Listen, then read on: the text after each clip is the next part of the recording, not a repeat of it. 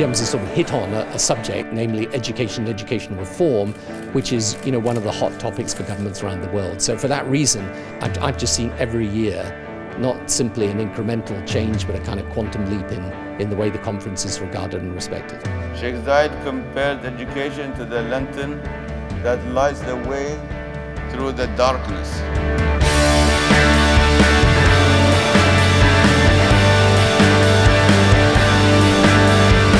The participation of young people in this conference would concretely exemplify the slogan, "Nothing about us without us." Well, one of the reasons why we came here is to make sure that there is an intergenerational conversation happening with decision makers. I hope to accomplish build relationships where we can share best practices as a way to really push the needle and making sure that every child is in school come 2015 and beyond.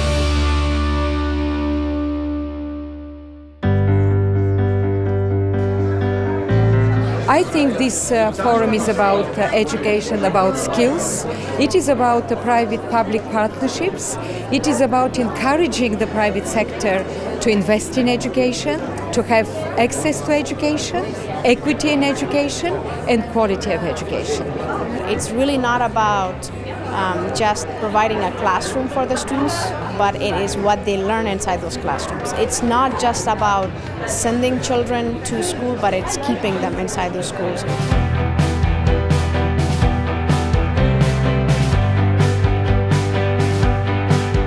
The goals of this conference to elevate education as a global concern on a par with health, poverty, and climate change, and to achieve not just universal enrollment, but profound positive changes in the way young people are taught. I have concluded after 40 years of trying to do something about this in one stage or another in my life that still the teachers matter most.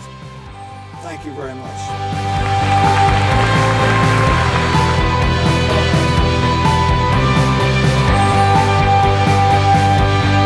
In these workshops, we're forcing people to think about the real world measures in a real education system and decide how they want to change them. We actually have a great quality of speaker, a thought leader, policy maker, business leader, NGO activist leader, and all that really matters because that multi-stakeholder approach to education, I think, is really important.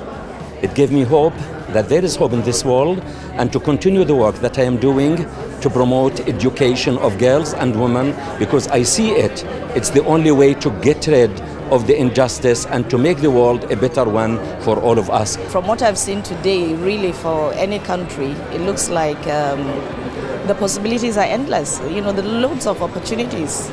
So I am here to advocate for all of the youth who don't have access to education or quality education and who need these opportunities. And I'm here to present those ideals and voices today. What impresses me most is how much I'm hearing this need to really think about how we think, right? That this is not just about how to improve scores. This is not just about how do we meet these objectives. This is about how do we really make people think. We want to make better children, it sounds like, not just children who get better grades. And that really excites me.